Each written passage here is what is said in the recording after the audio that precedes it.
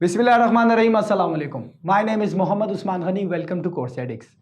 आज का जो हमारे पास चैप्टर है, चैप्टर नंबर 6, जिसमें हमारे पास एक टॉपिक है जिसका नाम है मॉडुलस ऑफ कॉम्प्लेक्स नंबर। तो चलिए स्टार्ट लेते हैं। सबसे पहले मैं मॉडुलस ऑफ कॉम्प्लेक्स नंबर का फार्मूला लिख लेता हूं। Z modulus is equal to square root A square plus B square. अब जब मैंने फार्मूला लिखा तो आप लोग कहेंगे ये फार्मूला आया कहां से है, प्रूफ कहां से हुआ है, कॉम्प्लेक्स नंबर में ए क्या है और बी क्या है। तो मैं आप लोग को सबसे पहले बताता चलूं कि कॉम्प्लेक्स नंबर को हम लिखते थे ए प्लस बी आयोटा, यानी जेड कहलाता है कॉम्प्लेक्स नंबर।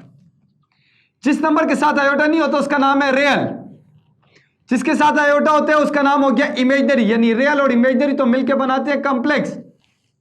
अब आपने मॉडुलस कैसे लेने हैं वो मैं आपको बताता हूं।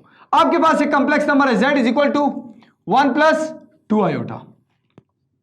इसका मॉडुलस लेने तो पहले वाला जो होते हैं वो कहलाते हैं a, तो a की वैल्यू आपके पास आ गई ना 1, और आयोटा के साथ जो लिखा होगा, यानी आयोटा के साथ इधर क्या लिखे b, तो आयोटा के साथ इधर भी क्या लिखे b, तो b की वैल्यू क्या हो गई 2।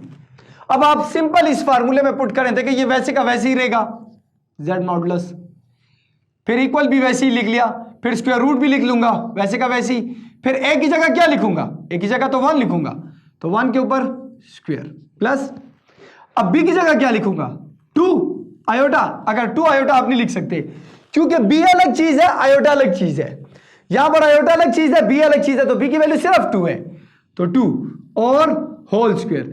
z modulus is equal to square root 1 plus 4 से 5, तो ये हमारे पास आंसर आ गया। और √5 एक रियल नंबर है। एक बात अपने पास याद रखिएगा, बाज़ औक़ात एमसीक्यूज में भी आ सकती है कि हमेशा z मॉडुलस कॉम्प्लेक्स नंबर नहीं आएगा, z मॉडुलस हमेशा रियल आएगा, कभी भी इमेजिनरी नहीं आ सकता। अगर आपको ये वीडियो पसंद आई है तो हमारे यूट्यूब चैनल सब्सक्राइब करें, फेसबुक पेज लाइक करें और इस वीडियो को शेयर करें। शुक्रिया।